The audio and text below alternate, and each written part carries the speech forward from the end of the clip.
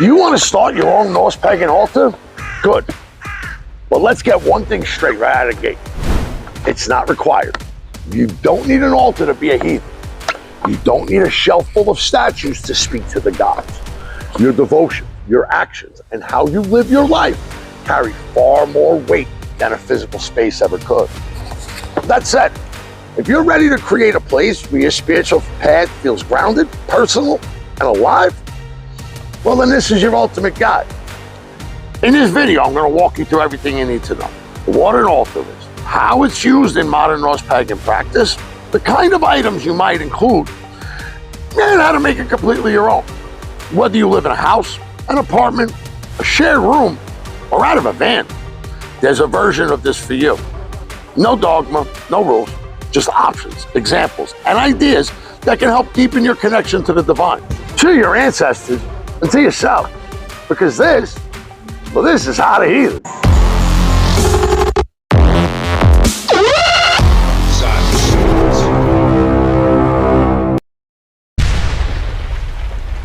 What is a heathen altar? An heathen altar isn't a place of worship in the way most people imagine. It's not about kneeling before something higher.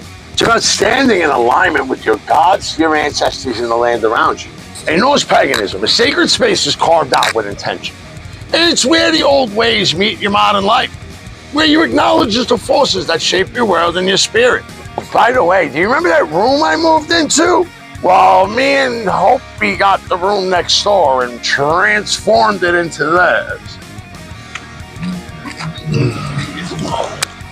That's what improving your situation a little bit at a time visually looks like. Historically, altars weren't always ornate or permanent. Sometimes they were a single stone in a field, a stump in a clearing, or a torch-lit corner of a longhouse. The focus wasn't appearance. It was presence. It was about showing the gods and your spirits that you were there, paying attention, and ready to honor them. Today, a heathen altar can be as simple as a nightstand, a shelf, or a small table. It might hold a candle, a drinking horn, or a symbol of a deity, or something passed down from your bloodline. It might travel with you in your backpack, or live quietly in the corner of your bedroom. What matters is that it's meaningful to you. It's your place to offer thanks, leave gifts, speak names, or simply sit in silence and feel the connection. Whether you're asking for guidance, honoring your ancestors, or just taking a moment to breathe with intention, well, your altar becomes a spiritual anchor. You don't need a temple to walk this path. You just need the will to create something sacred in the chaos of everyday life. Every item on a heathen altar should carry weight, not just physically, but spiritually. These aren't decorations. They're representations of relationships, values, and energy. You might see a Mjolnir pendant to honor Thor's protection and strength, a candle to symbolize the element of fire and the light of consciousness, or a drinking horn used in rituals and offerings.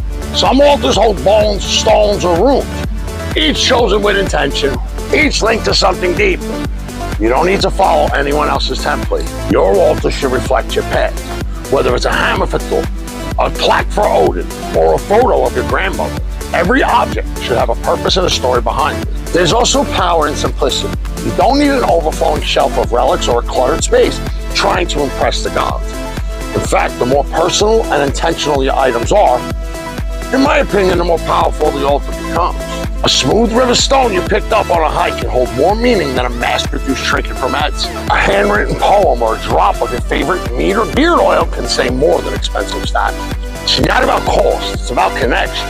The altar is an extension of your spirit, your beliefs, and your bond with the divine. Choose wisely, with heart, and let every item earn its place. Not everyone has a full room to dedicate to spiritual practice, and that's okay. Heathenry isn't about luxury, it's about meaning. Whether you live in a tiny apartment, travel often, or just prefer to keep things minimal, you can still create a powerful altar. A small shelf, a desk corner, or a drawer that opens to reveal sacred items can become your ritual space. Some people use portable altar kits, little boxes with a candle, a symbol of a god, and a few tokens that matter. Others use foldable cloths they can lay down and pack up quickly. The point is that the sacred doesn't require square footage. It requires intention. If you're always on the go, think about what's in your bag, your car, or your pocket.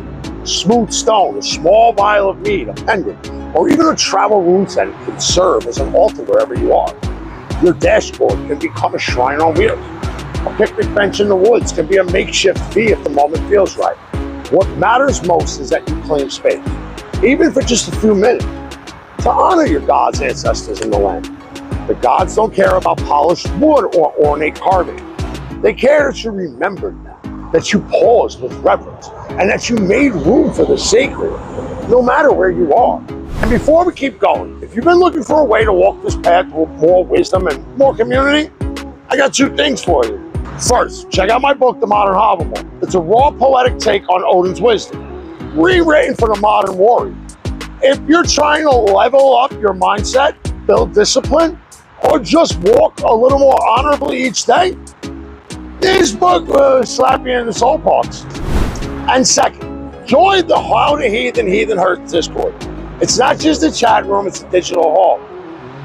It's growing pretty quickly, and we're trying to build each other up. We're learning, teaching, and we're laughing together in there. And if you've been walking this path alone, you don't really have to anymore. Links are in the description. Let's grow together. Offerings are one of the most misunderstood parts of modern heathenry. People think you need elaborate rituals or expensive gifts to please the gods. That's not the truth. The gods don't need your gold. What they care about is intention. When you offer something, you're not bribing the divine. You're building a relationship. A shot of meat poured with respect. A piece of bread shared in silence. A poem spoken from the heart. These can be just as sacred as any ancient blood sacrifice our ancestors made. Offerings are your way of saying, I see you, I respect you, I remember. Different spirits may call for different offerings. The gods might receive mead, ale, or symbolic items that reflect their domain. Thor might get something heavy and grounded. Odin, something thoughtful and strange. Ancestors often appreciate food, drink, stories, or items that remind you of that. Landvitir, the land spirits, they prefer natural offerings like water, herbs, flowers, or even cleaning up trash in a wooded area. But again, what matters most is that you're not going through the motions. Say their name, speak your gratitude, focus your intent. The offering doesn't need to be grand, but it needs to be honored. Fire has always been sacred. It's the oldest altar we have, one that every culture has revered in some form. In Norse paganism, fire isn't just warmth or light, it's transformation. It consumes, cleanses, and carries our words into the unseen. That's why candles, bonfires, and hearths are such powerful focal points in ritual. When we light a flame at our altar, we're doing more than setting a mood. We're opening a doorway. We're calling in attention from the divine and marking that space as sacred. But fire doesn't have to be literal. A symbolic flame, an oil lamp, a carved rune, even a digital light at your altar app can serve the same purpose. What matters is that it represents your connection. The fire holds your focus when your mind wanders. It burns away distraction and anchors your presence. Heathen altars often include a central flame or a hearthstone to represent the living soul of the space. It reminds us that even in stillness, there's a power moving, and that in the quiet dance of fire, the gods just might be watching. At the end of the day, no one else gets to define your altar but you. There's no gatekeeping in this path. Not when it comes to your personal connection with the divine. Your altar should reflect your story, your practice, and your priority. Maybe you're drawn to Odin and keep a single raven feather as a symbol. Maybe your altar honors your ancestors with photos and offerings. Or maybe it's a small travel pouch with a few stones and runes that goes with you wherever you move. The point isn't the size or the tradition, it's the intention. Altars evolve as we do. What starts as a windowsill with a candle might become a full table or shift to something entirely digital. As long as it fuels your connection and feels alive, it's valid. Add things, take things away, rearrange as you grow. The gods aren't looking for Pinterest perfect displays. They're looking for honesty, consistency, and presence. So build your altar with your heart, not just your hands. Let it be a reflection of your journey, not a replica of someone else's you saw on Instagram.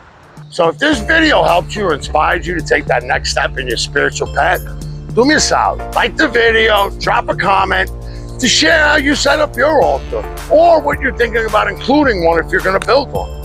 Hit that subscribe button so you don't miss what's coming next.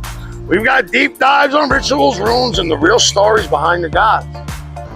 And if you want to go even deeper and help the channel out, grab a copy of The Modern Havamal, my book of contemporary wisdom inspired by Odin himself.